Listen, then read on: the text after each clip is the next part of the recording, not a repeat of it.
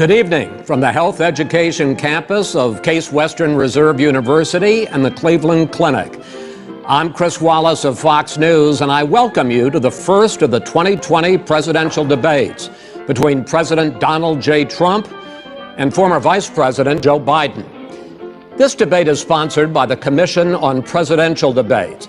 The commission has designed the format, 6 roughly 15-minute segments, with 2-minute answers from each candidate to the first question, then open discussion for the rest of each segment. Both campaigns have agreed to these rules. For the record, I decided the topics and the questions in each topic. I can assure you, none of the questions has been shared with the commission or the two candidates. This debate is being conducted under health and safety protocols designed by the Cleveland Clinic, which is serving as the health security advisor to the commission for all 4 debates. As a precaution, both campaigns have agreed the candidates will not shake hands at the beginning of tonight's debate. The audience here in the hall has promised to remain silent. No cheers, no boos or other interruptions, so we, and more importantly you, can focus on what the candidates have to say. No noise except right now, as we welcome the Republican nominee, President Trump, and the Democratic nominee, Vice President Biden.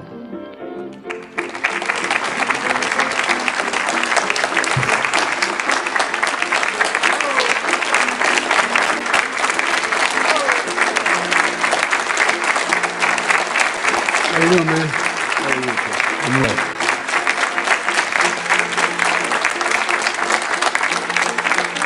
Gentlemen, a lot of people have been waiting for this night, so let's get going. Our first subject is the Supreme Court. President Trump, you nominated Amy Coney Barrett over the weekend to succeed the late Ruth Bader Ginsburg on the court. You say the Constitution is clear about your obligation and the Senate's to consider a nominee to the court. Vice President Biden, you say that this is an effort by the president and Republicans to jam through an appointment and what you call an abuse of power. My first question to both of you tonight: why are you right in the argument you make and your opponent wrong? And where do you think a Justice Barrett would take the court? President Trump, in this first segment, you go first. 2 minutes. Thank you very much, Chris. I will tell you very simply, we won the election. Elections have consequences. We have the Senate, we have the White House, and we have a phenomenal nominee, respected by all, top academic, good in every way, In fact, some of her biggest endorsers are very liberal people from Notre Dame and other places. So I think she's going to be fantastic. We have plenty of time, even if we did it after the election itself. I have a lot of time after the election, as you know. So I think that she will be outstanding. She's going to be as good as anybody that has served on that court. We really feel that. We have a professor at Notre Dame, highly respected by all, said she's the single greatest student he's ever had. He's been a professor for a long time at a great school. And we won the election, and therefore we have the right to choose her. And very few people knowingly would say otherwise. And by the way, the Democrats, they wouldn't even think about not doing it. If they had, the only difference is they'd try and do it faster. There's no way they would give it up. They had Merrick Garland, but the problem is they didn't have the election, so they were stopped. And probably that would happen in reverse also. Definitely would happen in reverse. So we won the election, and we have the right to do it, Chris. President Trump, thank you. Same question to you, Vice President Biden. You have 2 minutes. Well, first of all, thank you for doing this, and looking forward to this, Mr. President. Thank you, Jim. The American people have a right to have a say in who the Supreme Court nominee is, and that say occurs when they vote for United States senators and when they vote for the President of the United States. They're not going to get that chance now because we're in the middle of an election already. The election has already started.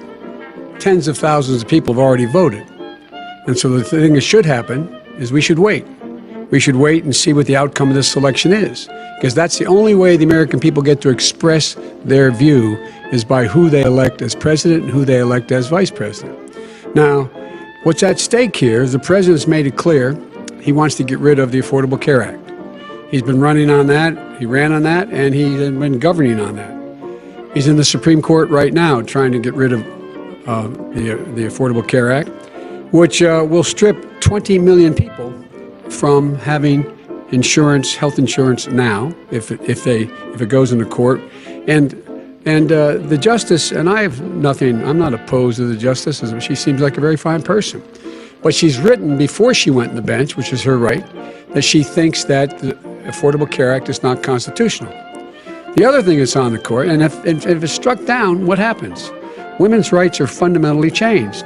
Once again, a woman could be held pay more money because she has a pre-existing condition of pregnancy. They were able to charge a woman more for the same exact procedure a man gets. And that ended when we, in fact, passed the Affordable Care Act. And there's 100 million people who have pre-existing conditions, and they'll be taken away as well. Those pre-existing conditions, the insurance companies are going to love this. And so it's just not appropriate to do this before this election. If he wins the election and the Senate is Democrat or Republican, then he goes forward. If not, we should wait until February. All right. There aren't 100 million people with pre-existing conditions. As far as the say is concerned, the people already had their say. Okay, Justice Ginsburg said very powerfully, very strongly, at some point, 10 years ago or so, she said a president and the Senate is elected for a period of time, but a president's elected for 4 years. We're not elected for 3 years. I'm not elected for 3 years. So we have the Senate, we have a president. He's elected to the next during election. that period of time, we have an opening. I'm not elected for 3 years. I'm elected for 4 years. And the 100 million people, Joe, the 100 million people is totally wrong. I don't know where you got that number. The bigger problem that you have is that you're going to extinguish 180 million people with their private health care that they're very That's happy simply with. not true. Well, you're certainly going to Go socialist. You're ahead. going to socialist medicine. We're now into, gentlemen, we're now into open discussion. Open discussion. Open discussion. Yes, I agree. Go ahead, Vice President. Number White. one, he knows that what I proposed.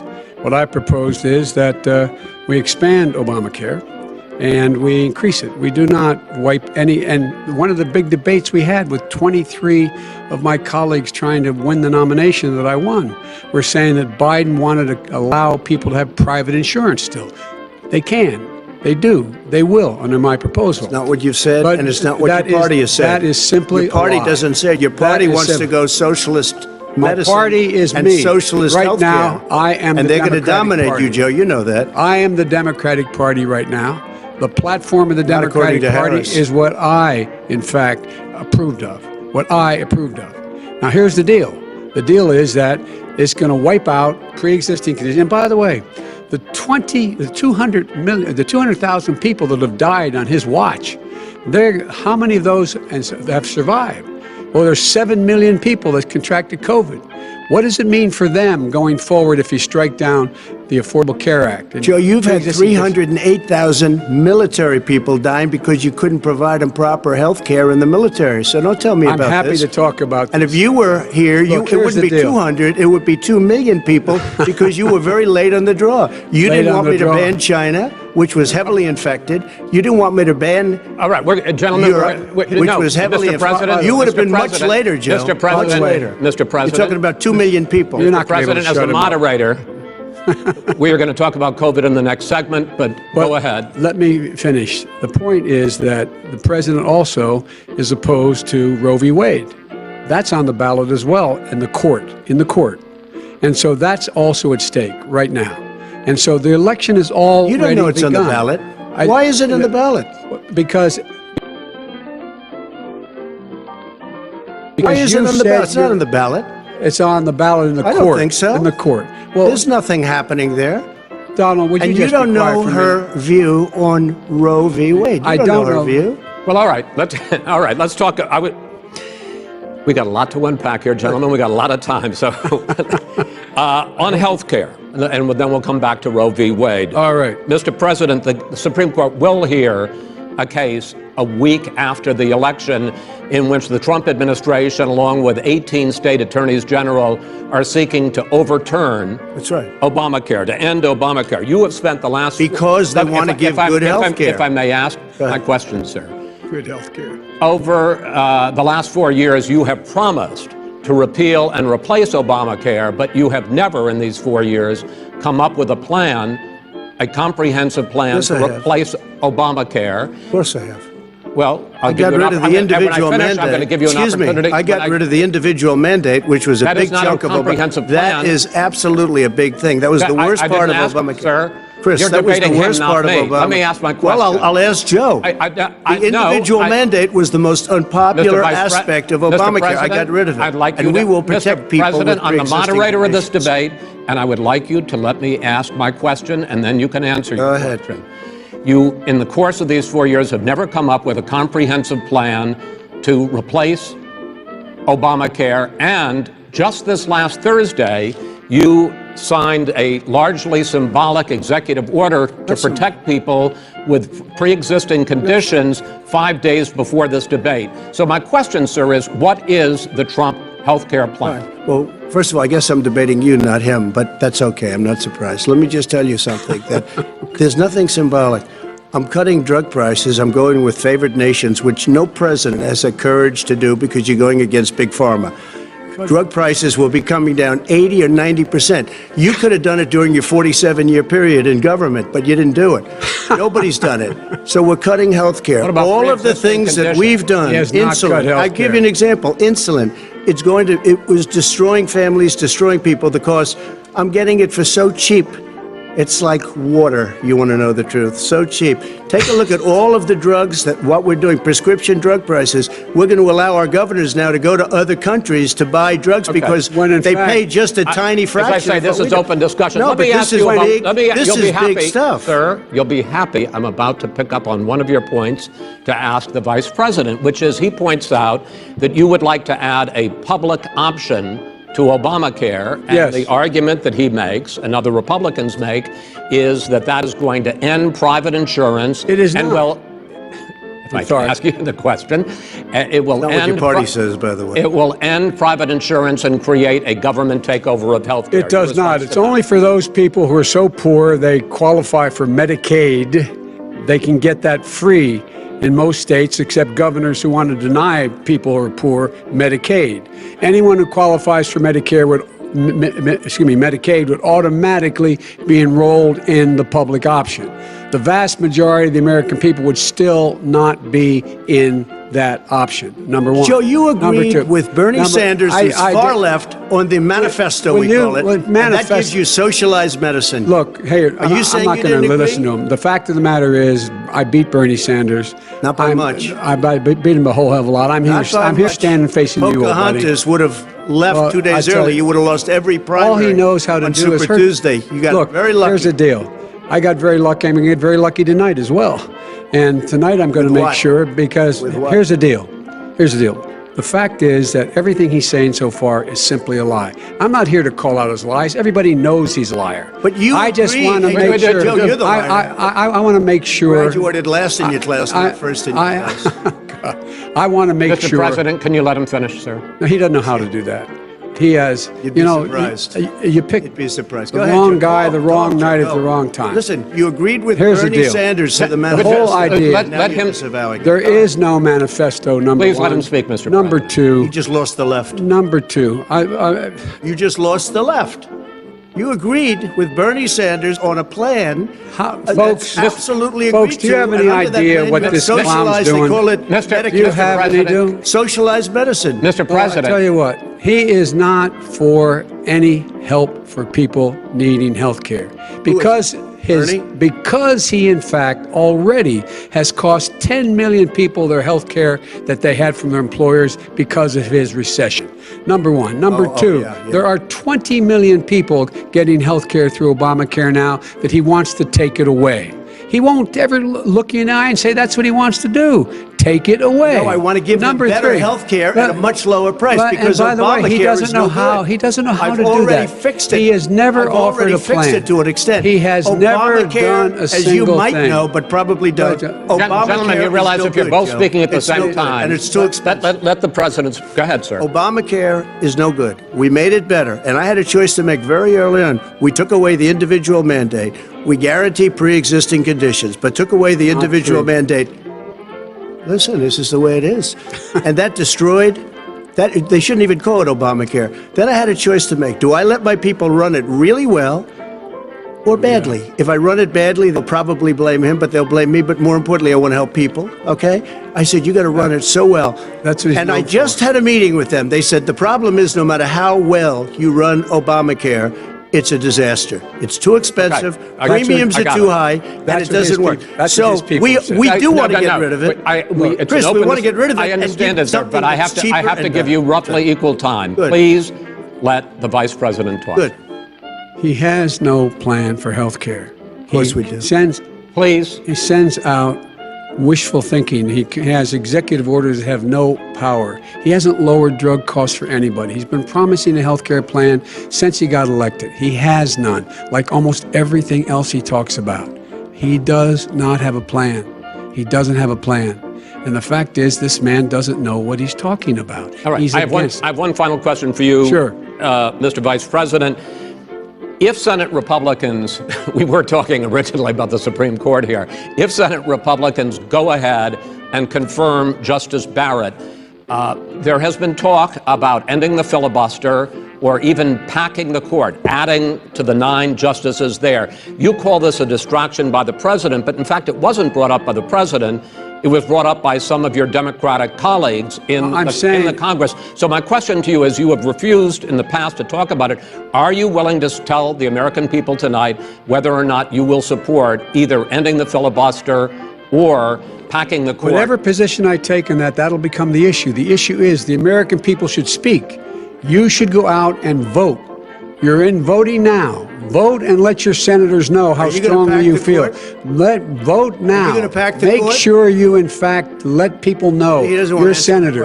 I'm not going to answer the question. Why wouldn't you answer that because question? the question is, radical left. Will you shut up, man? Listen, who is on your list, Joe? Who's on your list? Right, gentlemen, I think this is so unprecedented. He's going to pack the court. Not going to give a list. We have ended this segment. We're going to move on to the second segment. That was really a productive segment, wasn't it?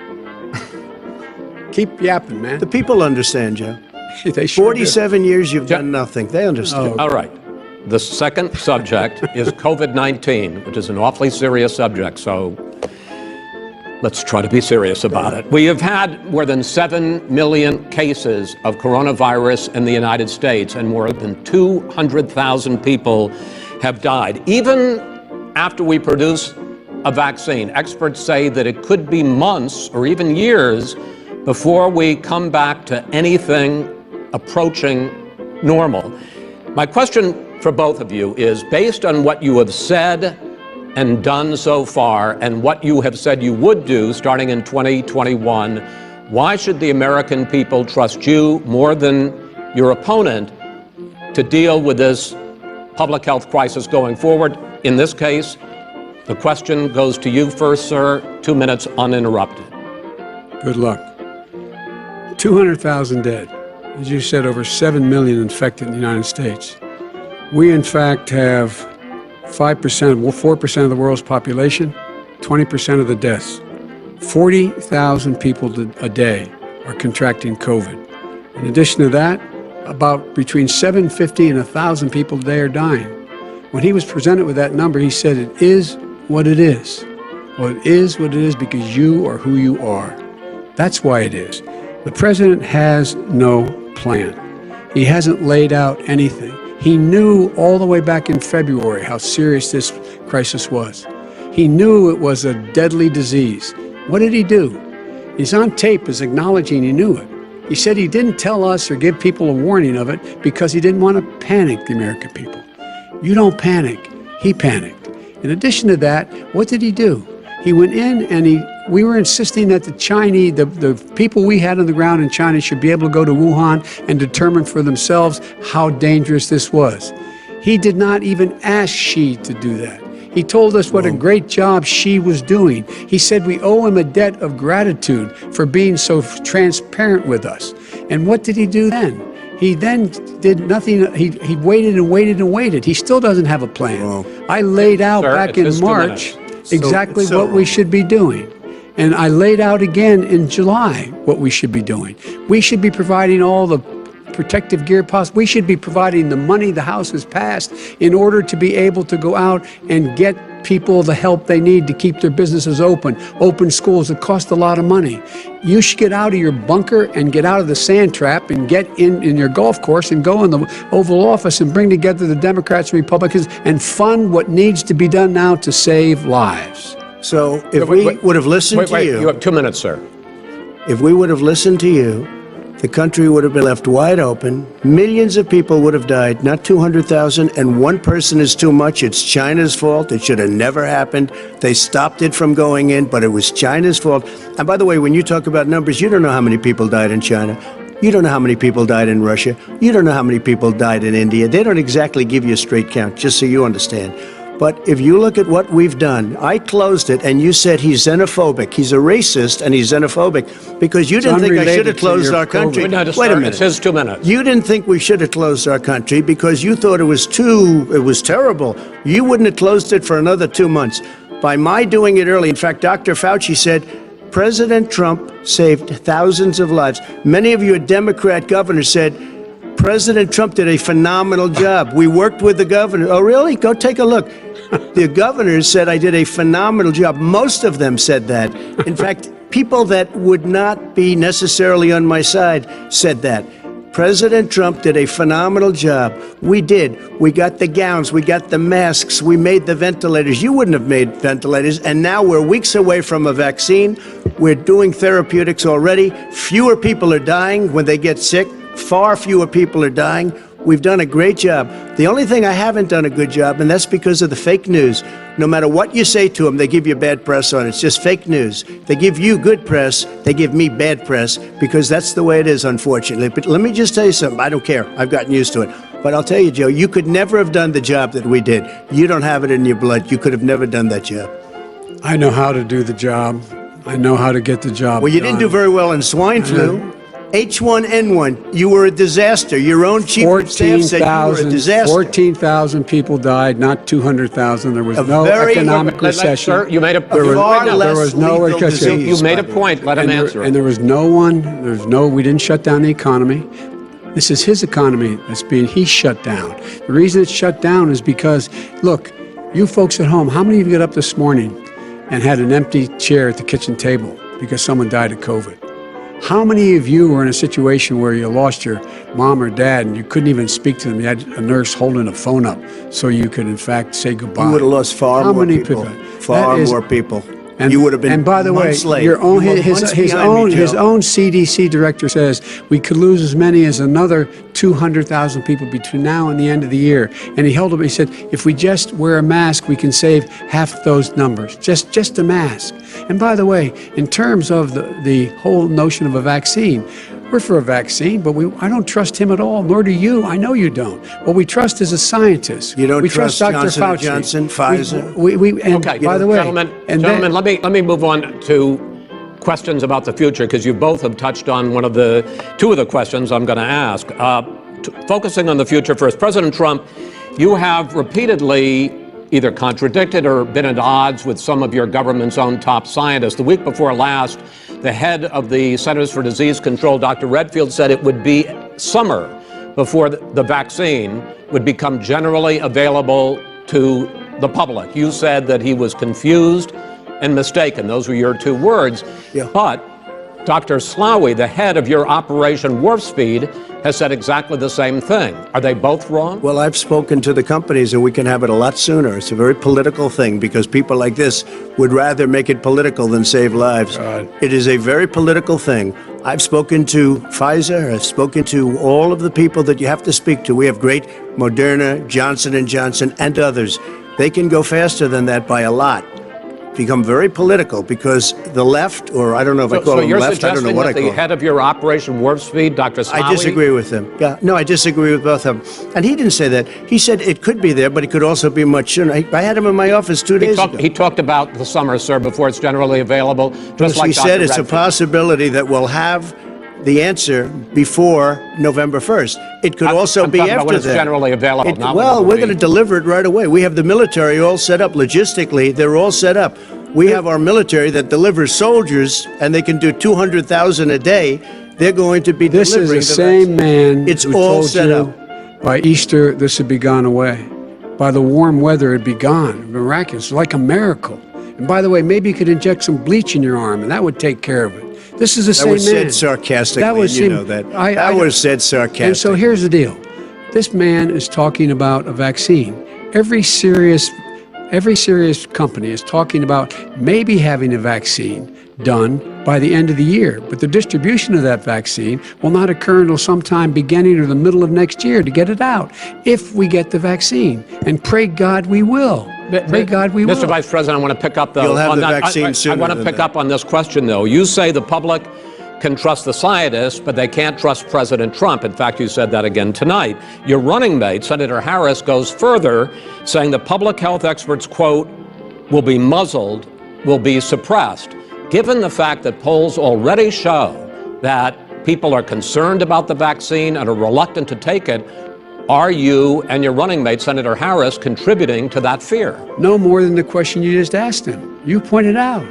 He puts pressure and disagrees with his own scientists. But you're saying Everybody you can't, or knows. Senator And- Harris is saying no, you can't trust the scientists. No, you can trust the scientists. She didn't say that. You can't trust She the said the public health Did say experts, that. quote, will be muzzled, will be suppressed. Well, that's what he's going to try to do. But there's millions of scientists, there's thousands of scientists out there, like here at this great hospital, that don't work for him. Their job doesn't depend on him. That's not. They're the people. And by I the way, spoke to the in fact, scientists that are in charge. By the way, they will have and the vaccine very does- soon. Let him finish. Do you believe for a moment what he's telling you in light of all the lies he's told you about the whole issue relating to COVID? He still hasn't even acknowledged that he knew this was happening, knew how dangerous it was going to be back in February, and he didn't even tell you. He's on record as saying it. He panicked or he just looked at the stock market. One of the two, because guess what? A lot of people died. And a lot more are going to die unless he gets a lot smarter, a lot quicker. So- Mr. President? Did you use the word smart? So you said you went to Delaware State, but you forgot the name of your college. You didn't go to Delaware State. You graduated either the lowest or almost the lowest in your class. Don't ever use the word smart with me. Don't ever use that word. Oh, give me a break. Because you know what? There's nothing smart about you, Joe. 47 years you've done nothing. let's have this debate. And if you We'll would see have had, let me just tell you something, Joe.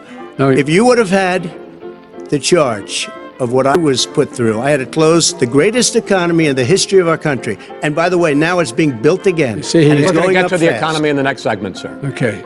It's going up fast. Okay. Look forward to talking. When it comes to how the virus has been handled so far, the two of you have taken very different approaches, and this is going to affect how the virus is handled going forward by whichever of you ends up becoming the next president. I want to quickly go through several of those. Reopenings.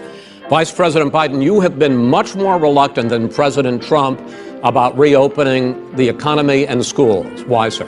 Because he doesn't have a plan. If I were running, I know what the plan is. You've got to provide these businesses the ability to have the money to be able to reopen with the PPE as well as with the sanitation they need. You have to provide that them to Nancy plastic. Pelosi. Well, he's just shush for a minute. Tell it to Nancy The- Pelosi. And Schumer, by the Brian way, Chuck. Nancy Pelosi and Schumer, they have a plan.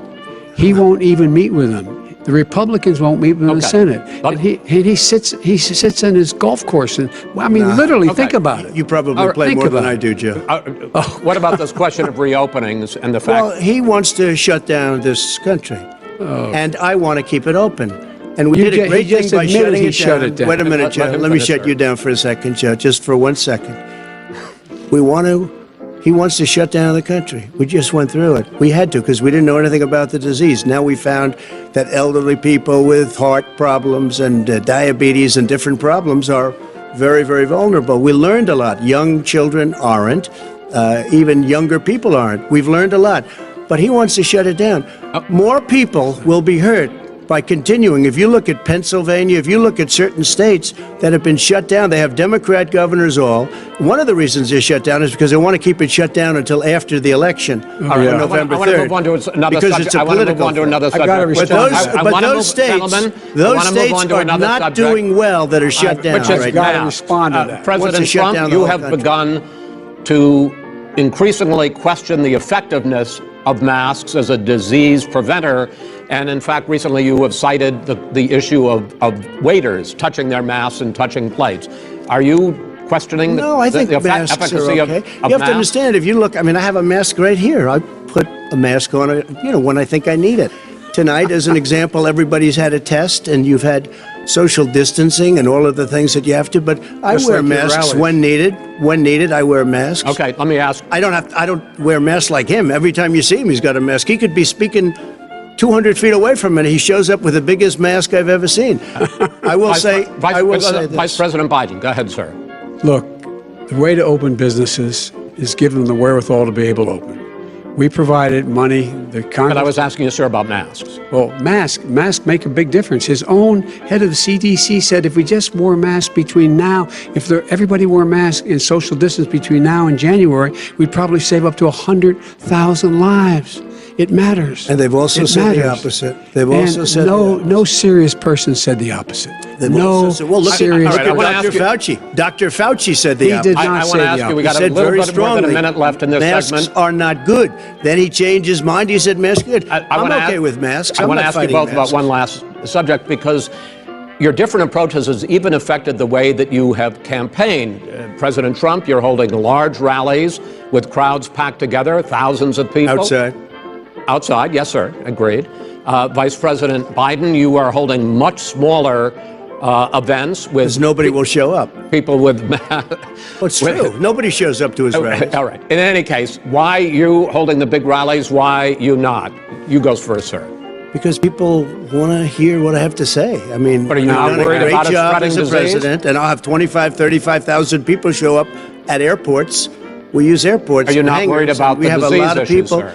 Well, so far we have had no problem whatsoever. It's outside. That's a big difference, according to the experts. And we do them outside. We have tremendous crowds, as you see. I mean, and literally on 24 hours notice. And Joe does the circles and has 3 people someplace. Okay. By the way, did you see Sir. one of the last big rallies he had? And a reporter came up to him to ask him a question. He said, no, stand back. Put on your mask. Put on a mask. Have you been tested? I'm way far away from those other people. That's what he said. I can't. I'm going to be okay. He's not worried about you. He's not worried about the people out there breathing in one another. We've had no negative cheek to effect. jowl. No negative effect. We've Come had on. no negative effect. And we've Well, had 35, 40,000 All right. Do people you want at to these rallies. just Yes. quickly finish up, because I want to move on to our next. Yes, I would. He's been totally irresponsible the way in which he has handled the social distancing and people wearing masks, basically encouraged them not to.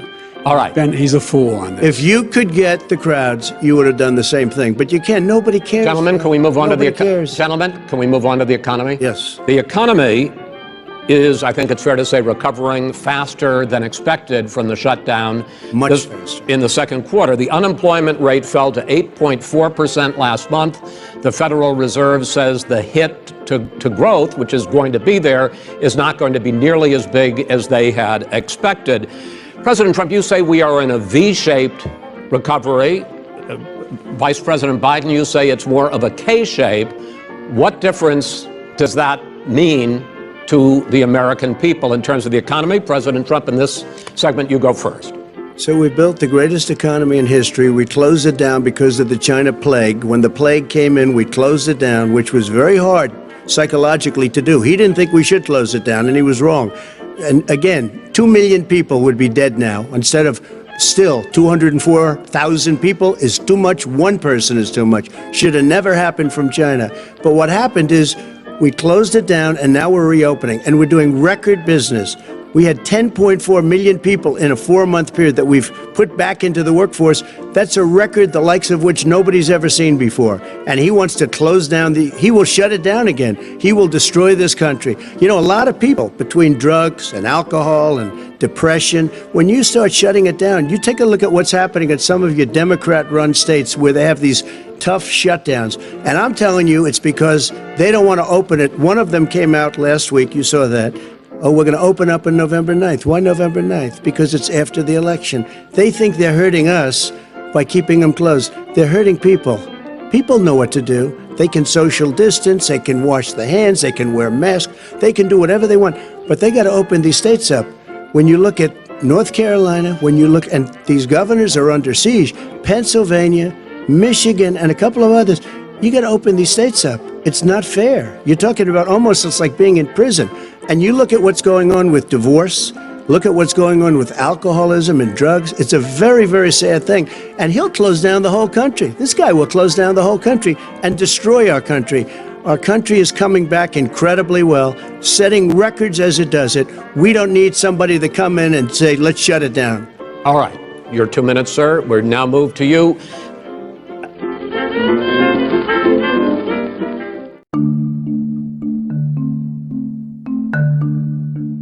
As I said, posing the question, the president says it's a V-shaped recovery. You say it's a K-shaped recovery. What's the difference? The difference is millionaires and billionaires like him in the middle of the COVID crisis have done very well. Billionaires have made another $300 billion because of his profligate tax proposal, and he only focused on the market. But you folks at home, you folks living in Scranton and Claymont and all the small towns and working class towns in America, how well are you doing? This guy paid a total of $750 in taxes. Sir, wait, no, sir, it's his wrong statement. Yeah, I understand. You've agreed to the 2 minutes, so please let him have it. Do I get my time back? The fact is that he has, in fact, worked on this in a way that he's going to be the first president of the United States to leave office having fewer jobs in his administration than when he became president. Fewer jobs than when he became president. First one in American history. Secondly, the people who have lost their jobs are those people who have been on the front lines, those people who have been saving our lives, those people who have been out there dying, people who've been putting themselves in the way to make sure that we could all try to make it. And the idea that he is insisting that we go forward and open when you have almost half the states in America with a significant increase in COVID deaths and COVID cases in the United States of America. And he wants to open it up more. Why does he want to open it up? Why doesn't he take care of the American? You can't fix the economy until you fix the COVID crisis. And he has no intention of doing anything about making it better for you all at home in terms of your health and your safety. Schools, why aren't schools open? Because it costs a lot of money to open them safely. You know, they were going to give, his administration was going to give the teachers and school students masks. And then they decided, no, couldn't do that because it's not a national emergency. Not a national emergency. They've done nothing to help small businesses. Nothing. They're closing. 1 in 6 is now gone. He ought to get on the job and take care of the needs of the American people so we can open safely. All right. Your time is up, sir. Well, we are going to get to... I have to respond to that. Well, you both had 2 minutes, sir. Excuse me, he made a statement. So did you. People want their schools open. They don't want to be shut down. They don't want their state shut down. They want their restaurants. I look at New York. It's so sad what's happening in New York. It's almost like a ghost town. And I'm not sure it can ever recover what they've done in New York. People want their places open. They want to get back to their lives. They'll be careful, but they want their schools open. I'm the one that brought back football. By the way, I brought back Big Ten football. It was me, and I'm very happy to do it. And all right, people of Ohio are very proud of me. And you know how I found out? When he took gentlemen, we're going to get to your economic plans going forward in a moment. But first, Mr. President, as you well know, there's a new report that in 2016, the year you were elected president, and 2017, your first year as president, that you paid $750 a year in federal income tax each of those years. I know that you pay a lot of other taxes, but I'm asking you the specific question. Is it true that you paid $750 in federal income taxes each of those 2 years? I paid millions of dollars in taxes, millions of dollars of income tax.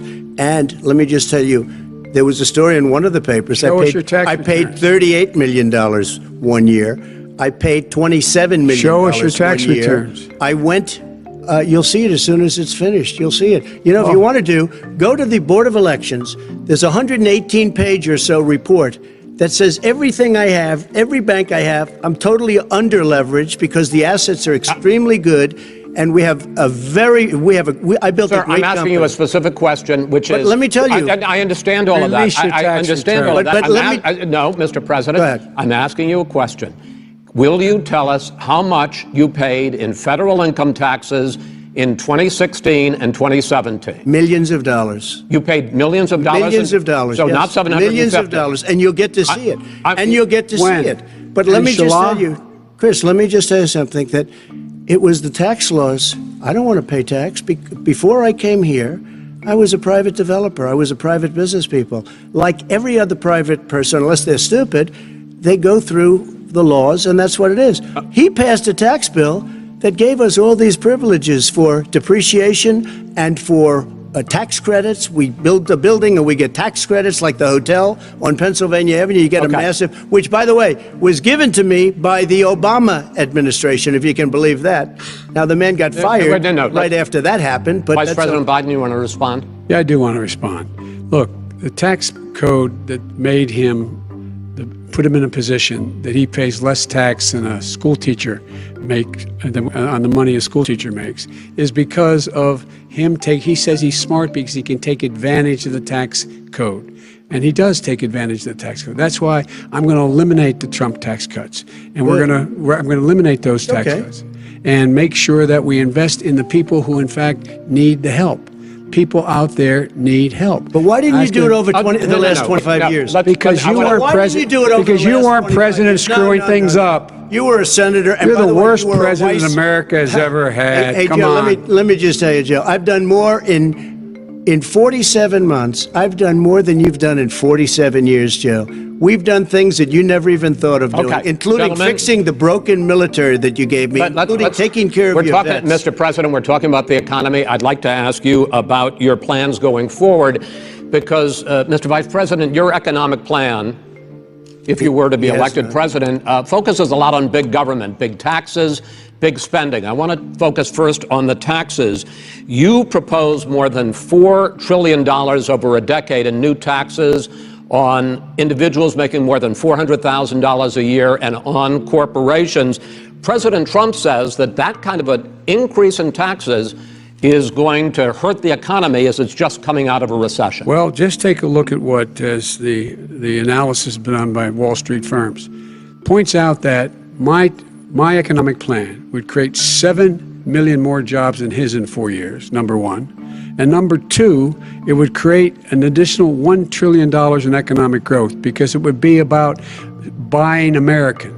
That we're going to make, this federal government spends $600 billion a year on everything from ships to steel to buildings and the like.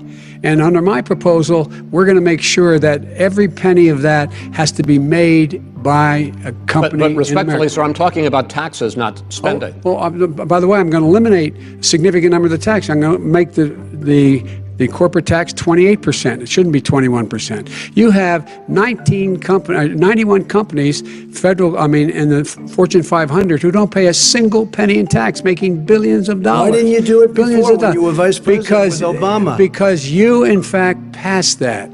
That was your tax proposal. I got it done. And you know what happened? Yeah, you got it done. Our economy boomed like it's never boomed. The economy is busted. Let me finish. Mr. President, let me pick up on that. You would continue your free market approach, lower taxes, more deregulation, correct? Not lower taxes for the American people. But in Obama's, you talk about the economy booming, it turns out that in Obama's final 3 years as president, more jobs were created, 1.5 million more jobs than in the first 3 years of your presidency. They had the slowest recovery economic recovery since 1929. It was the slowest recovery. Also, they took over something that was down here. All you had to do is turn on the lights and you pick up a lot. But they had the slowest economic recovery since 1929. Let me tell you about the stock market.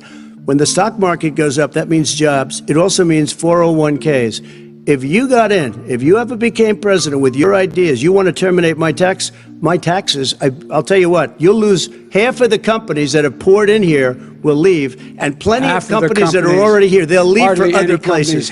They will leave, and you will have a depression, the likes of which you've never seen. Look, we inherited the worst recession short of a depression in American history.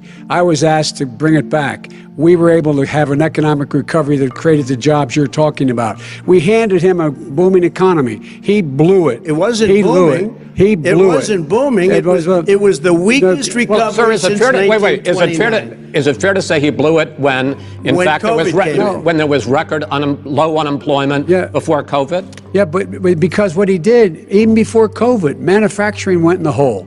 Manufacturing went in the hole. Excuse number me, one. Chris. Wait. Number two. Chris. Number three. They said it would take. No, you were number two. No. Chris. They said it would This take a guy- miracle to bring back manufacturing. I brought back 700,000 jobs. They brought back nothing. They gave up on manufacturing. We Part did of not my agree. standard fare. I'm the guy that He brought totally back gave the up on automobile manufacturing. industry. All right, let him. We brought back, I was asked to bring back Chrysler and General Motors. We brought them back right here in the state of Ohio and Michigan. He blew it. They're gone. He blew it. And in fact, they're going. Ohio had the best year it's ever had last year. Michigan had the best year they've ever had. That is not Many true. car companies No, came in from Germany, from not- Japan, no. went to Michigan, No, went to that's- Ohio. they're not having And that. they Mr. didn't Vice- come wait, in wait, with wait, you. Mr. Vice President, go ahead. And so you take a look at what he's actually done. He's done very little. His trade deals are the same way. He talks about these great trade deals.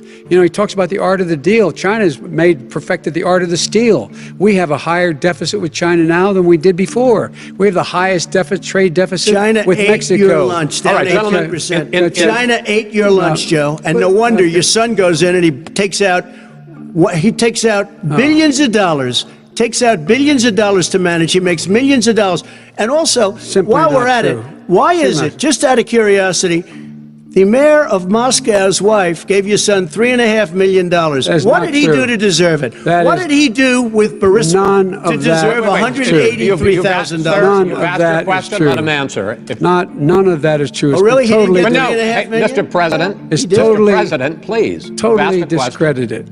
Totally discredited. And by the way, Well, wait, he let's didn't get No, no. $3.5 million, Joe? Mr. Vice, He got Mr. $3.5 million. President, that is not true. Oh, really? Mr. Oh. President, But, Mr.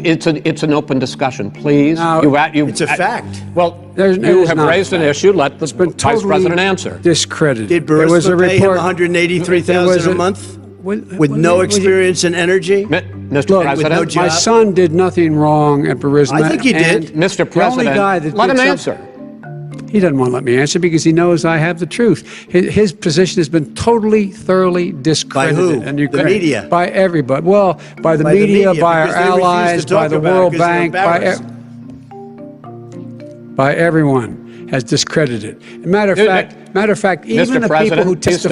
testified under oth. So let me under ask you oath, this, and Joe. under No, no, oath. go ahead, Mr. I'm listening to Even you. the people under. He got $3.5 million from testified- Moscow. He testified under oath in his administration, said, I did my job and I did it very well. Oh, I really? did it I'd like to know honorably. who they are. Well, I'll give you the list I'll of the fire people who them. testified. No, go ahead, sir. Sure, you've already fired most of them because they did Some a good because job. some people don't do a well, good here's job.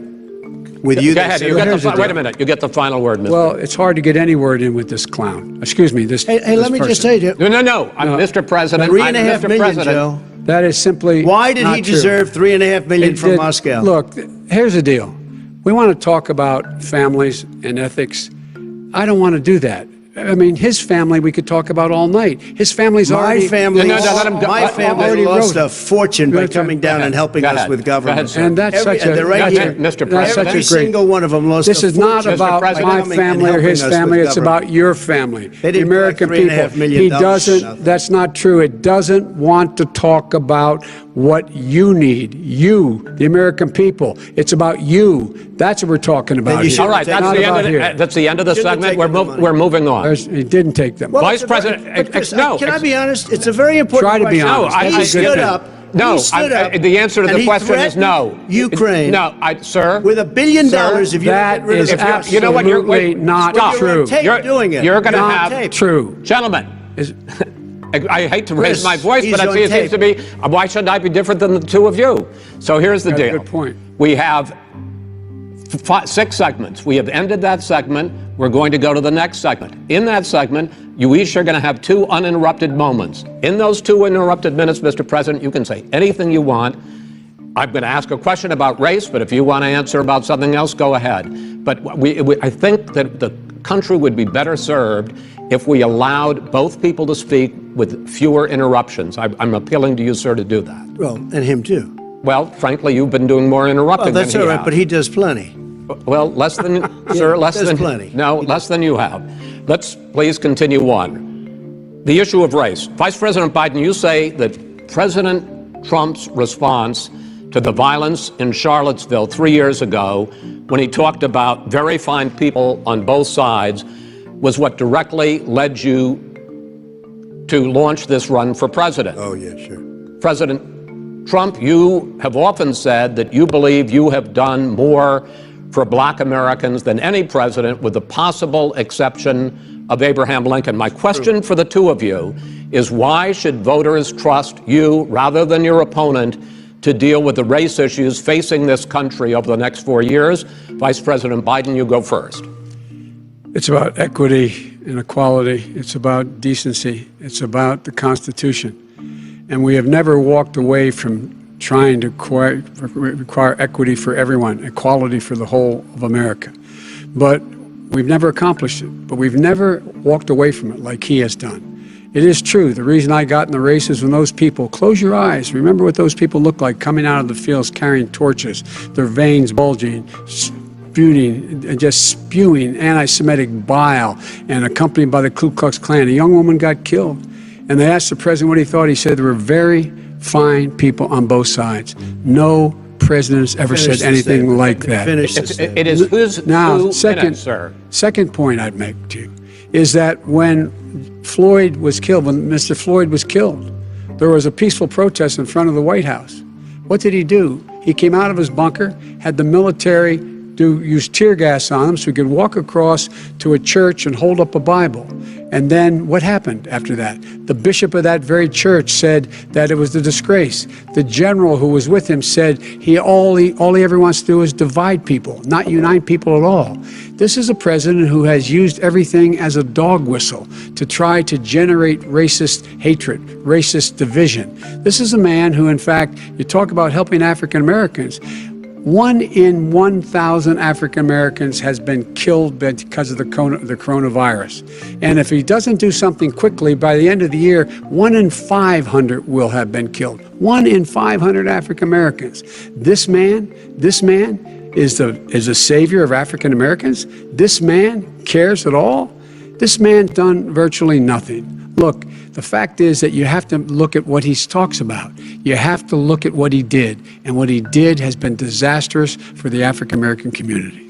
So, President Trump, you have 2 minutes. Why should Americans trust you over your opponent to deal with racism? he did a crime bill, 1994, where you call them super predators, African Americans, the super predators, and they've never forgotten it. They've never forgotten it, Joe. No, sir, it's his 2 minutes. So you did that, and they call you a super predator, and I'm letting people out of jail now that you have treated the African American population community, you have treated the black community about as bad as anybody in this country. You did the and that's why, if you look at the polls, I'm doing better than any Republican has done in a long time, because they saw what you did. You call them super predators, and you've called them worse than that, because you look back at your testimony over the years, you've called them a lot worse than that. As far as the church is concerned, and as far as the generals are concerned, we just got the support of 250 military leaders and generals, total support. Law enforcement, almost every law enforcement group in the United States. I have Florida, I have Texas,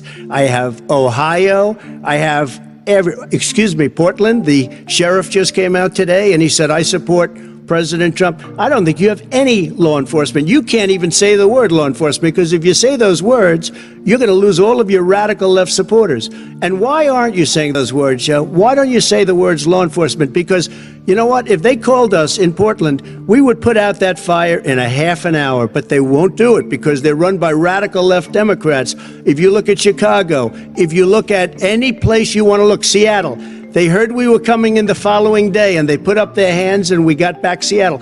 Minneapolis, we got it back, Joe, because we believe in law and order, but you don't. The top 10 cities and just about the top 40 cities are run by Democrats and in many cases radical left, and they've got you wrapped around their finger, Joe, to a point where you don't want to say anything about law and order. And I'll tell you what, the people of this country want and demand law and order, and you're afraid to even say it. All right.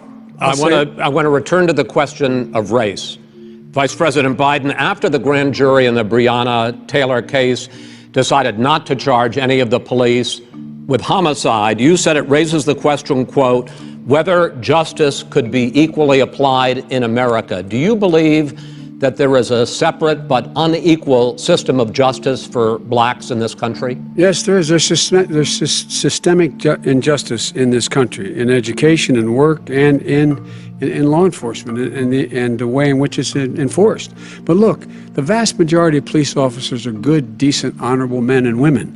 They risk their lives every day to take care of us. But there are some bad apples. And when they occur, when they find them, they have to be sorted out. They have to be held accountable. They have to be held accountable. And what I'm going to do as President of the United States is call together an entire group of people at the White House, well, everything from the civil rights groups to the police officers, to the police chiefs, and we're going to work this out. We're going to work this out so we change the way in which we have more transparency in when these things happen. These cops aren't happy to see what happened to George Floyd. These cops aren't happy to see what happened to Breonna Taylor. Most don't like it. But we have to have a system where people are held accountable. And by the way, violence in response is never appropriate. Never appropriate. Peaceful protest is. Violence is never appropriate. All right, what is peaceful protest? When they run through the middle of a town and burn down your stores and kill people all over the place, that and you is say not peaceful peaceful protest? President Trump, No, it's I'm not not, but asking- you say it is. President Trump, I'd like to continue with the Yes, issue go of ahead, race. I please. promise we're going to get to the issue of law and order in a moment. This month, your administration directed federal agencies to end racial sensitivity training that addresses white privilege or critical race theory. Why did you decide to do that, to end racial sensitivity training? And do you believe that there is systemic racism in this country, sir? I ended it because it's racist. I ended it because a lot of people were complaining that they were asked to do things that were absolutely insane, that it was a radical revolution that was taking place in our military, in our schools, all over the place, and you know it, and so does everybody what else. Is radical, and he would know. What is it was radical totally about racist. racial sensitivity training, sir? If you were a certain person, you had no status in life. It was sort of a reversal. And if you look at the people, we were paying people hundreds of thousands of dollars to teach very bad ideas and frankly very sick ideas. And really, they were teaching people to hate our country. And I'm not going to do that. I'm not going to allow that to happen. We have to go back to the core values of this country. They were teaching people that our country is a horrible place, it's a racist place, and they were teaching people to hate our country. And I'm not going to allow that to happen. Vice President Biden? Nobody's doing that. He's the racist. You just don't know. Here's the deal. I know a lot more about this than he does. Let him finish. The fact is that there is racial insensitivity. People have to be made aware of what other people feel like, what insults them, what is demeaning to them. It's important to people know they don't want to. Many people don't want to hurt other people's feelings, but it makes a big difference. It makes a gigantic difference in the way a child is able to grow up and have a sense of self-esteem. It's a little bit like how this guy and his friends look down on so many people. They look down their nose on people like Irish Catholics like me and grew up in Scranton. They look down on people who don't have money. They look down on people who are of a different faith. They look down on people who are a different color. In fact, we're all Americans. The only way we're going to bring this country together is bring everybody together. There's nothing we cannot do if we do it together. We can take this on and we can defeat racism in America. President Trump, sir. During the Obama-Biden administration, there was tremendous division. There was hatred. You look at Ferguson, you go to many places. Look at Oakland. Look what happened in Oakland. Look what happened in Baltimore. Look what happened.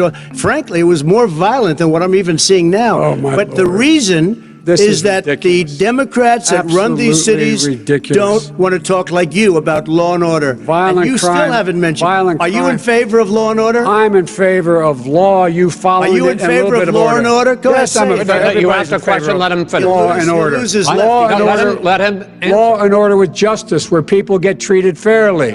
And the fact of the matter is, violent crime went down 15% in our administration. All right. It's gone up on his watch. Went down He- much more. more he in had- ours. All right, we're now. is president of Mr. the President, United you're going States of to. America. We were Mr. breaking President, every record in the Mr. book. President, you're going to be very happy because And we're now going to talk about law and order. Places we had trouble were Democratic-run cities. That's and exactly my Democratic- question. There has been a dramatic increase in homicides in America this summer, particularly, and you often blame that on Democratic mayors and Democratic governors, but in fact, there have been equivalent spikes in Republican-led cities like Tulsa and Fort Worth.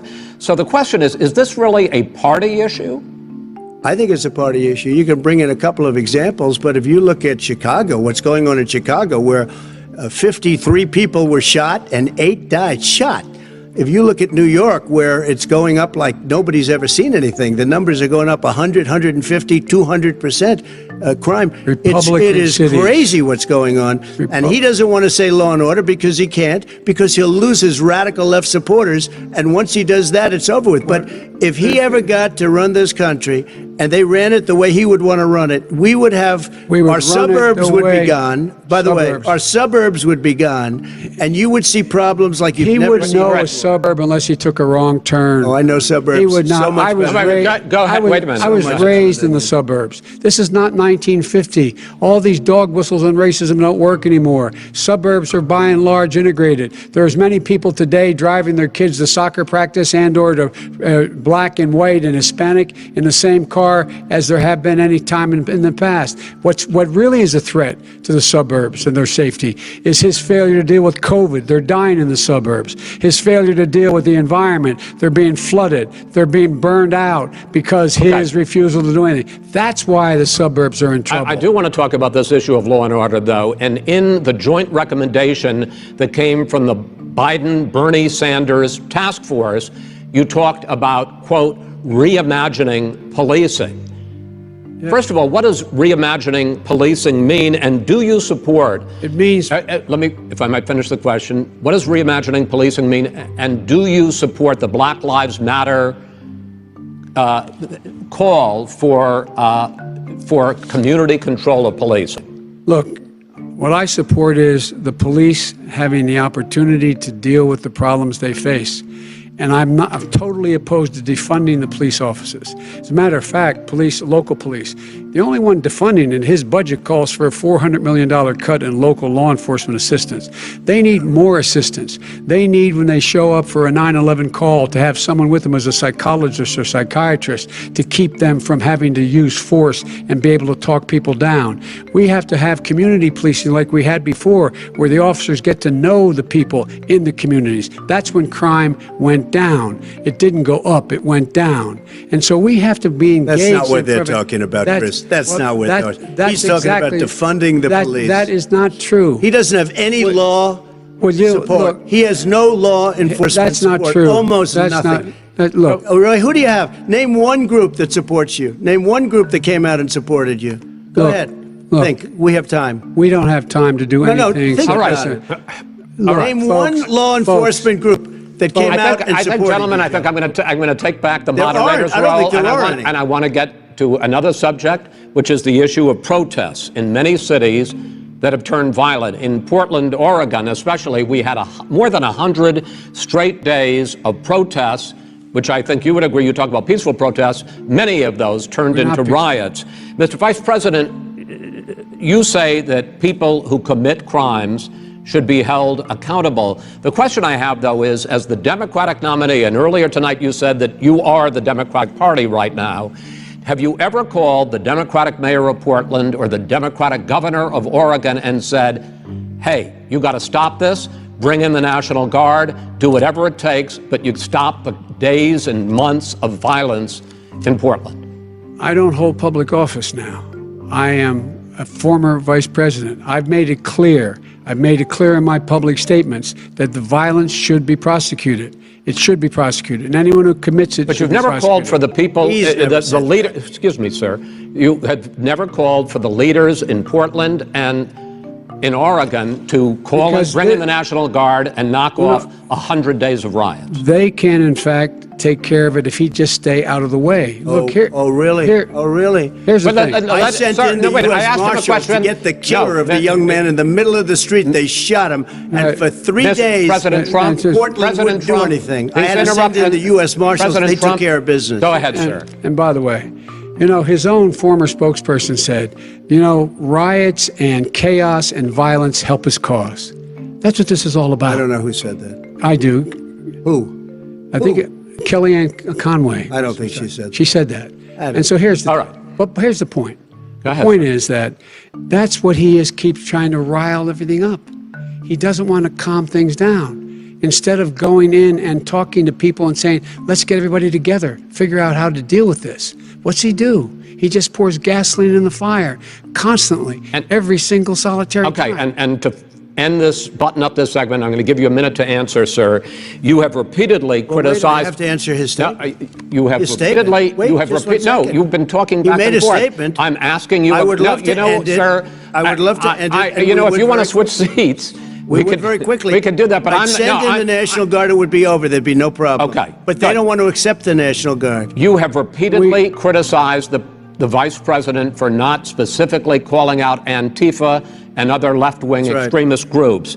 But are you willing tonight to condemn white supremacists and militia groups and to say that they need to stand down and not add to the violence in a number of these cities, as we saw in Kenosha and as we've seen in Portland? Sure, Are you I'm willing prepared to to do that, specifically but Do it. Well, I go would ahead, say sir. I would say almost everything I see is from the left wing, not from the right wing. what are you- If what are you saying? I'm willing to do anything. I want to see Well, peace. then do it, sir. Say it. Do it. Say it. You want to call him? What do you want to call him? Give me a name. Give me a White name. Go ahead. supremacists Who and would right you like me to condemn? white Proud Boys. supremacists and right-wing Proud militia. Boys, stand back and stand by. But I'll tell you what. Somebody's got to do something about Antifa and the left, because this is not a right-wing problem. His This own is a left-wing. FBI director This said is a the threat left-wing of Go ahead, problem. white Go ahead, sir. supremacists. Antifa's an idea, not an organization. Oh, you gotta be Not kidding. militia. That's what Oh, really? his It's an idea. His Okay. FBI director Gentlemen, said. Well, we're then gonna- you know what? No, He's no, we're wrong. done. We're done, sir. We're moving on to the next. Everybody We're gives moving. you Bat advice hits in you your over the head, that's administration. not an idea. Everybody in Antifa your is administration bad. tells you the truth has a bad idea. Can I tell you what? You have no ideas that are Antifa is a dangerous All right, radical gentlemen, we're group. now moving on to the Trump And and you ought to be Biden careful records. with them. They'll overthrow you. When a in 2 president, seconds. I'm going to ask a question. When the president seeks a second term, it is generally a referendum on his record. But Vice President Biden, you like to quote one of your dad's sayings, which is, don't compare me to the Almighty, compare me to the alternative. And in this case, sir, you are the alternative. Looking at both of your records, I'm going to ask each of you, why should voters elect you president over your opponent? In this segment, President Trump, you go first, 2 minutes. Because there has never been an administration or president who has done more than I've done in a period of 3.5 years. And that's despite the impeachment hoax. And you saw what happened today with Hillary Clinton, where it was a whole big con job. But despite going through all of these things, where I had to fight both flanks and behind me and above, there has never been an administration that's done what I've done. The greatest, before COVID came in, the greatest economy in history, lowest unemployment numbers. Everything was good. Everything was going. And by the way, there was unity going to happen. People were calling me for the first time in years. They were calling and they were saying, it's time maybe. And then what happened? We got hit, but now we're building it back up again. A rebuilding of the military, including Space Force and all of the other things. A fixing of the VA, which was a mess under him. 308,000 people died because they didn't have proper health care. He was a mess. And we now got a 91% approval rating at the VA, our vets. We take care of our vets. But we've rebuilt our military. The job that we've done, and I'll tell you something, some people say maybe the most important. By the end of the first term, I'll have approximately 300 federal judges and Court of Appeals judges, 300, and hopefully 3 great Supreme Court justices. That is a record, the likes of which very few people, and you know one of the reasons I'll have so many judges?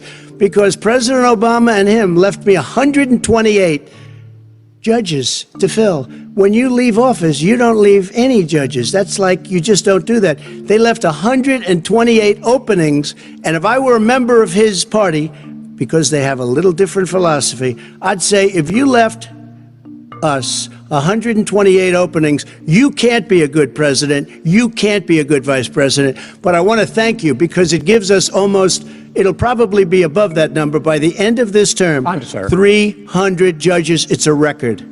Looking at both of your records, why should voters elect you president as opposed to President Trump? You have 2 minutes uninterrupted. Under this president, we become weaker, sicker, poorer, more divided, and more violent. When I was vice president, we inherited a recession. I was asked to fix it. I did. We left him a booming economy, and he caused a recession. With regard to being weaker, the fact is that I've gone head-to-head with Putin and made it clear to him we're not going to take any of his stuff. He's Putin's puppy. He still refuses to even say anything to Putin about the bounty on the heads of American soldiers. Your son got $3.5 million. And by the way, my son... Wait a minute. Mr. President, your campaign agreed to both sides would get 2-minute answers uninterrupted. Well, your side agreed to it, and why don't you observe what your campaign agreed to as a ground rule, okay, sir? He never keeps his word. Can you add back No, I'm not asking. That was a rhetorical question. Can you add back 30 seconds? Yes, you may have. All right. Go ahead. So, thirdly, we're poor. The billionaires have gotten much more wealthy by a tune of over $300 to $400 billion more just since COVID. You in the home, you got less. You're in more trouble than you were before. In terms of being more violent, when we were in office, there were 15% less violence in America than there is today. He's president of the United States. It's on his watch. And with regard to more divided, the nation can't stay divided. We can't be this way. And speaking of my son, the way you talk about the military, the way you talk about them being losers and being and just being suckers. My son was in Iraq. He spent a year there. He got the Bronze Star. He got the Conspicuous Service Medal. He was not a loser. He was a patriot, and the people left behind there were heroes. Really? And I resent. Are you talking about Hunter? Are you talking about Hunter? I'm talking about my son, Beau Biden. You're talking about. I don't know Beau. I know Hunter. Yeah, Hunter got thrown out of the military. He was thrown out, dishonorably discharged. That's not true. He wasn't dishonorably. Cocaine use. And he didn't have a job until you became vice president. Once you became vice president, he made a fortune in Ukraine, in China, in Moscow, that is simply and various not other places. True. He made a fortune. My son. And he didn't have a job. My son, like a lot of people we know at home, had a drug problem. He's overtaken it. He's fixed it. He's worked on it, and I'm proud of him. But why was he given tens of millions of dollars? But he wasn't given tens of millions of dollars. That is totally discredited. We've already been totally discredited. We've already been through this. I think the American people would rather hear about more substantial subjects. Well, you know, as the moderator, sir, I'm going to make a judgment call here. $3.5 million from the mayor of Moscow. Let's talk about not true. Gentlemen, that report is totally discredited. Mitt Romney on that committee said it wasn't worth taxpayers' money, that report. It was written for political reasons. You know, I'd like to talk about climate change. So would I. Okay. The forest fires in the West are raging now. They have burned millions of acres. They have displaced hundreds of thousands of people. When state officials there blame the fires on climate change, Mr. President, you said, I don't think the science knows. Over your 4 years, you have pulled the U.S. out of the Paris Climate Accord. You have rolled back a number of Obama environmental records. What do you believe about the science of climate change? And what will you do in the next 4 years to confront it? I want crystal clean water and air. I want beautiful, clean air. We have now the lowest carbon. If you look at our numbers right now, we are doing phenomenally. But I haven't destroyed our businesses. Our businesses aren't put out of commission. If you look at the Paris Accord, it was a disaster from our standpoint. And people are actually very happy about what's going on because our businesses are doing well. As far as the fires are concerned, you need forest management in addition to everything else. The forest floors are loaded up with trees, dead trees that are years old, and they're like tinder. and leaves and everything else. You drop a cigarette in there, the whole forest burns down. You've got to have forest management. What do you You've got to have believe? cuts. What do you believe about the science of climate change, sir? I believe that we have to do everything we can to have immaculate air, immaculate water, and do whatever else we can that's good. You know, we're planting 1 billion trees, the Billion Tree Project, and it's very You exciting believe for a lot of people. that human pollution, greenhouse gas emissions contributes to the global warming of I this think planet? a lot of things do, but I think to an extent, yes. I think to an extent, yes. But I also think we have to do better management of our forests. Every year, I get the call, California's burning. California's burning. If that was cleaned, if you had forest management, good forest management, you wouldn't be getting those calls. You know, in Europe, they have forest cities. They're called forest cities. They maintain their forests. They manage their forests. I was with the head of a major country. It's a forest city. He said, sir, we have trees that are far more, they ignite much easier than California. There shouldn't be that problem. I spoke with the governor about it. I'm getting along very well with the governor. But I said, you know, at some point, you can't every year have hundreds of thousands of acres of land just burned to the ground. But, sir, that's burning down because of a lack of But, management. sir, if you believe in the science of climate change, why have you rolled back the Obama Clean Power Plan, which limited carbon emissions in power plants? Why have you relaxed? Because it was driving energy prices through the sky. Why have you relaxed fuel economy standards that are going to create more pollution from cars Well, and not trucks? really, because what's happening is the car is much less expensive and it's a much safer car, and you're talking about a tiny difference. And then what would happen, because of the cost of the car, you would have at least double and triple the number of cars purchased. We have the old slugs out there that are 10, 12 years old. If you did that, the car would be safer. It would be much cheaper by But $3,500. in the case of California, they've simply No, but you ignored would take a lot of your cars rollback. off the market because people would be able to afford a car. Now, and by the way, we're going to see how that turns out. But a lot of people agree with me, many people. The car has gotten so expensive because they have computers all over the place for an extra little bit of gasoline. And and I'm okay with electric cars too. I think I'm all for electric cars. I've given big incentives for electric cars. But what they've done in California is just crazy.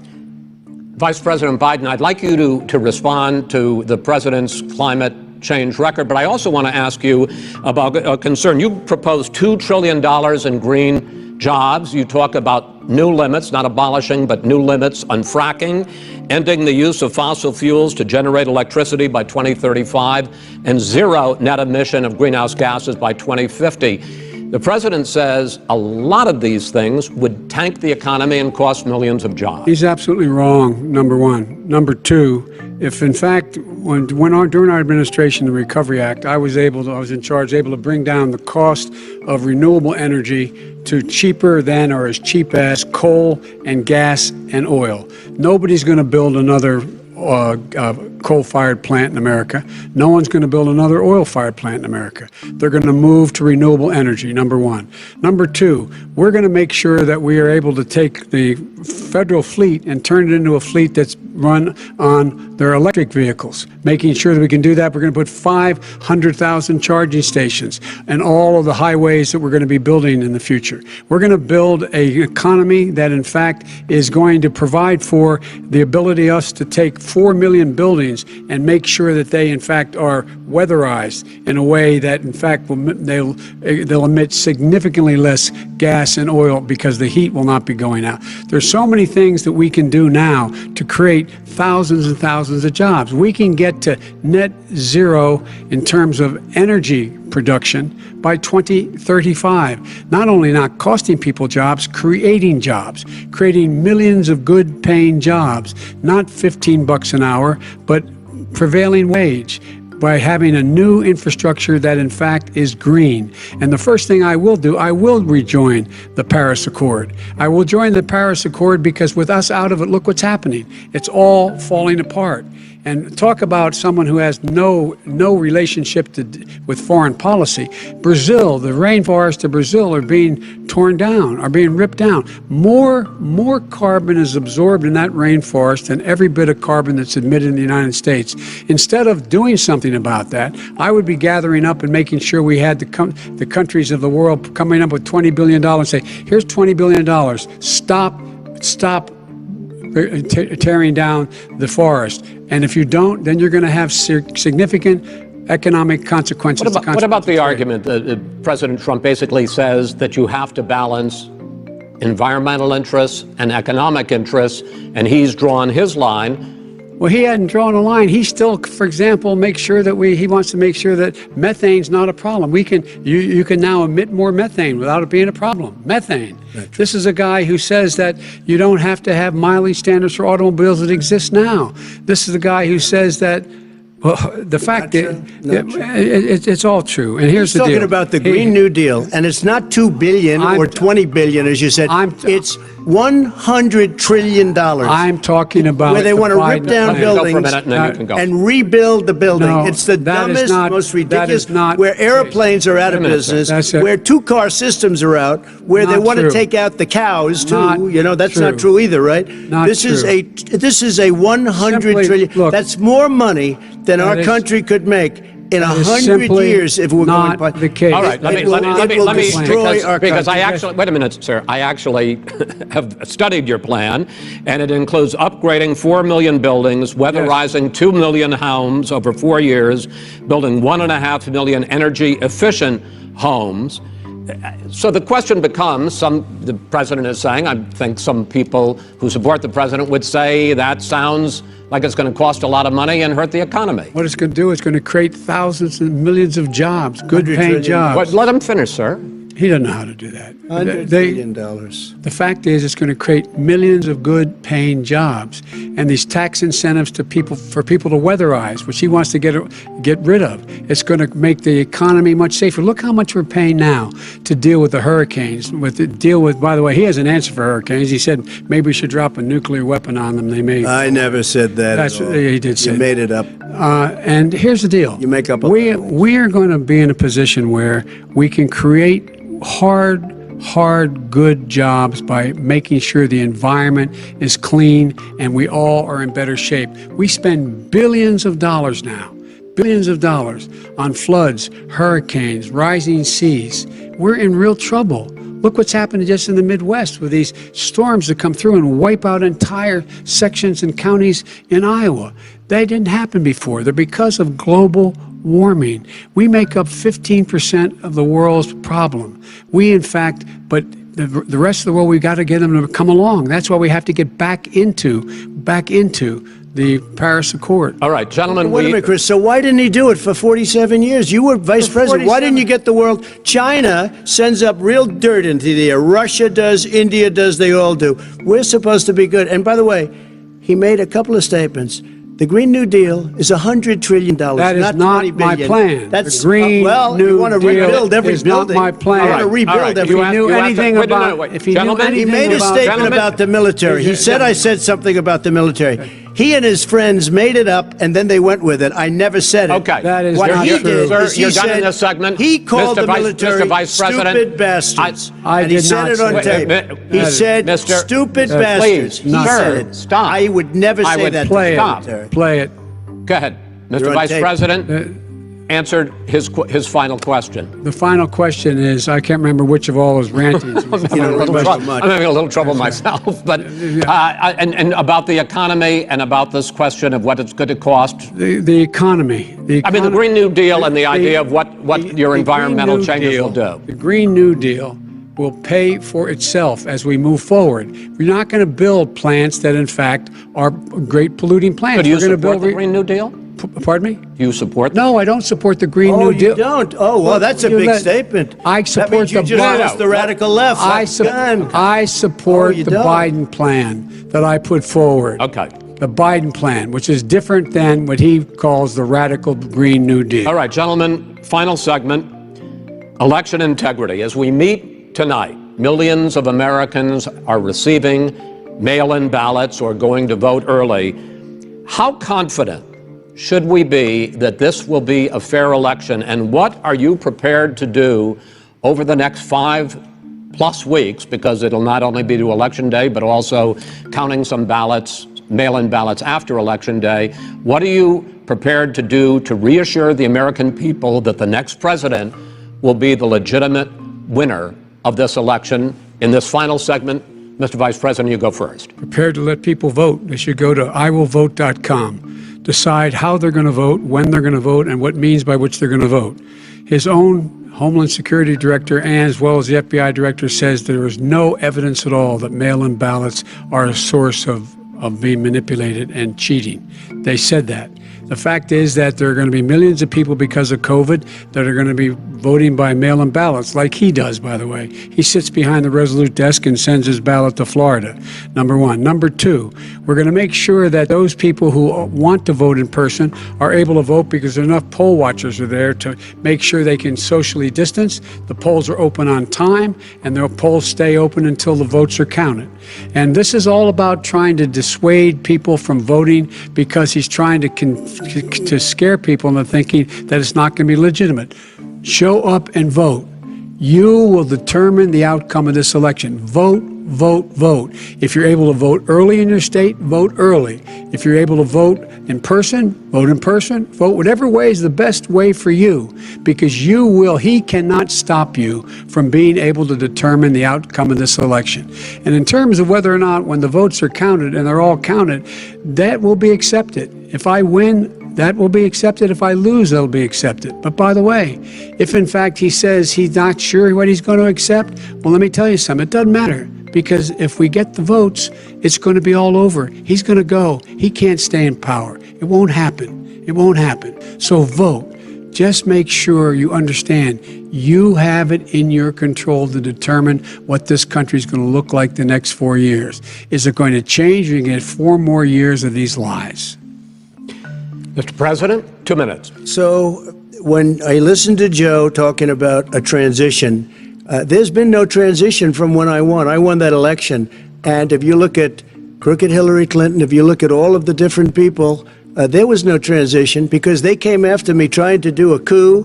They came after me spying on my campaign. They started from the day I won and even before I won, from the day I came down the escalator with our First Lady. They were a disaster. They were a disgrace to our country. And we've caught them. We've caught them all. We've got it all on tape. We've caught them all. And by the way, you gave the idea for the Logan Act against General Flynn. You better take a look at that, because we caught you in a sense. And President Obama was sitting in the office. He knew about it too. So don't tell me about a free transition. As far as the ballots are concerned, it's a disaster. A solicited ballot, okay, solicited is okay. You're soliciting, you're asking, they send it back, you send it back. I did that. If you have an unsolicited, they're sending millions of ballots all over the country. There's fraud. They found them in creeks. They found some with the name Trump, just happened to have the name Trump just the other day in a waste paper basket. They're being sent all over the place. They sent 2 in a Democrat area. They sent out 1,000 ballots. Everybody got 2 ballots. This is going to be a fraud like you've never seen. The other thing, it's nice on November 3rd, you're watching and you see who won the election. And I think we're going to do well because people are really happy with the job we've done. But you know what? We won't know. We might not know for months because these ballots are going to be all over. Take a look at what happened in Manhattan. Take a look at what happened in New Jersey. Take a look at what happened in Virginia and other places. They're not losing 2%, 1%, which, by the way, is too much. An election could be won or lost with that. They're losing 30 and 40%. It's a fraud and it's a shame. And can you imagine where they say, you have to have your ballot in by November 10th. November 10th. That means that's 7 days after the election, in theory, should have been announced. Okay. We have major states with that. Sir, all run by Democrats. 2 minutes is 2 minutes. All run by Democrats. It's President Trump, it's a rigged election. You're going to be able to continue. You have been charging for months that mail-in balloting is going to be a disaster. You say it's rigged, that it's going to lead to fraud. But in 2018, in the last midterm election, 31 million people voted mail-in voting. That was a quarter, more than a quarter of all the voters that year cast their ballots by mail. Now that millions of mail-in ballots have gone out, what are you going to do about it? And are you counting on the Supreme Court, including a Justice Barrett, to settle any dispute? Yeah, I think I'm counting on them to look at the ballots, definitely. I hope we don't need them in terms of the election itself. But for the ballots, I think so, because what's happening is incredible. I read today where at least 1% of the ballots for 2016 were invalidated. They take them. We don't like them. We don't like them. But what They are you throw going to them do out about it? left There and are right. millions of ballots going out What right you now. do What are is you gonna go do? and vote. You do a solicited ballot, No, and that's I'm not- I okay, know your or you go and complaint. vote. I'm asking you about the fact that millions of people You go have and received- vote. You go and No, vote, but like what I'm they saying is that what are like you they gonna do used about to the in fact the that old. millions of people- You either do, Chris, a solicited ballot where you're sending it in, they're sending it back, and you're sending. They have mailmen with lots of it. Did you see what's going on? Take a look at West Virginia. Mailmen selling the ballots. They're being sold. They're being dumped in rivers. This is a horrible thing for our country. There is no- This is not. there is no This is evidence not of going to that. end well. There is Okay. no This evidence is of that. not going Vice to President end well. Biden- 5 states In fact, have had go ahead, mail-in sir. ballots for the last decade or more. 5, including 2 Republican states. And you don't have to solicit the ballot. It's sent to you. It's sent to your home. What they're saying is that it has to be a postmark by the time, by election day. If it doesn't get in till the 7th, 8th, 9th, it still should be counted. He's just afraid of counting the votes because he You're knows what the wrong. outcome You're is. wrong. I No, love I counting want to the continue with you on I this, love counting Vice the President votes. Biden. Chris, he's so wrong when he makes a in fact, statement no, like that. excuse me, Vice President Biden, the biggest problem, in fact, over the years with mail-in voting has not been fraud historically. It has been that sizable numbers, sometimes hundreds of thousands of ballots are thrown out because they have not been properly filled out, or there is some other irregularity, or they can missed be fraud. the deadline. So the question I have is, are you concerned that the Supreme Court with a Justice Barrett will settle any dispute? I'm concerned that any court would settle this because here's the deal. When you get a ballot and you fill it out, you're supposed to have an affidavit. If you didn't know, you have someone say that this is me. You should be able to, if in fact you can verify that's you before the ballot is thrown out, that's sufficient to be able to count the ballot because someone made a mistake and not dotting the correct I. Who they voted for, testify, say who they voted for, say it's you. That is totally legitimate.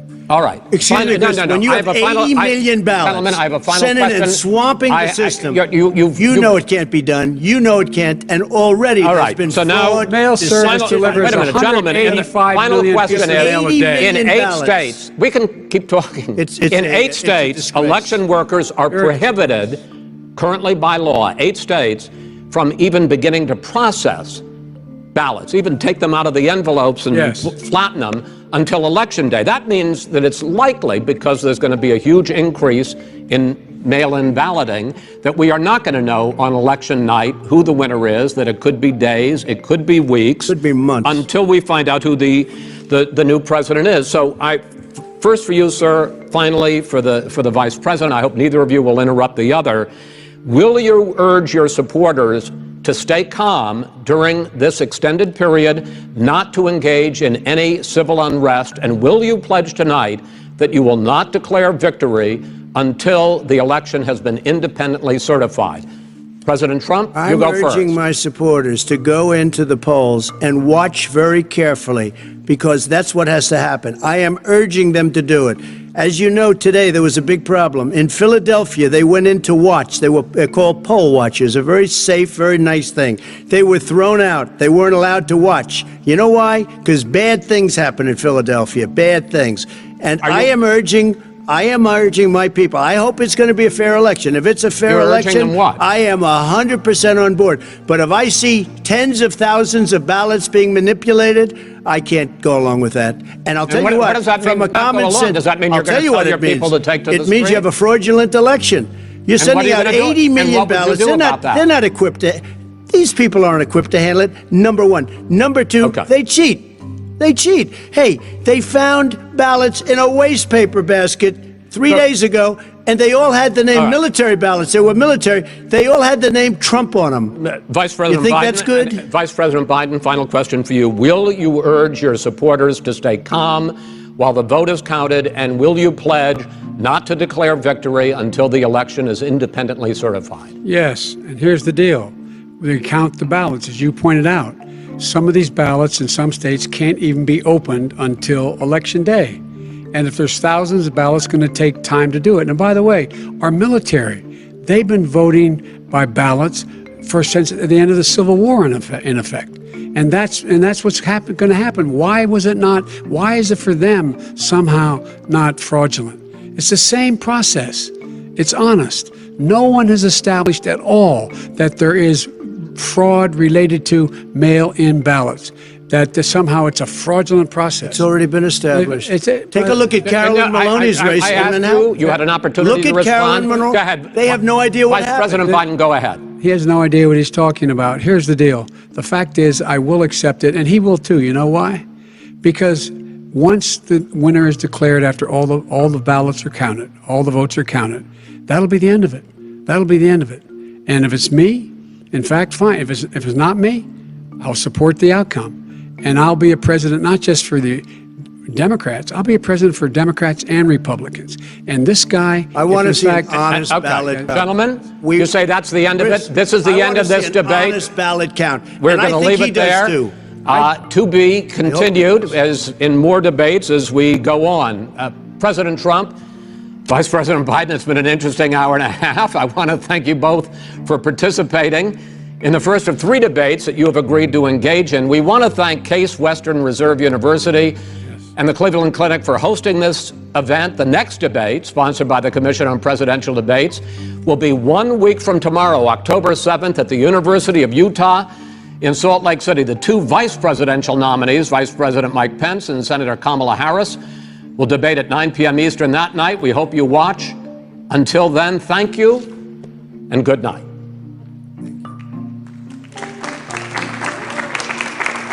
Thank you.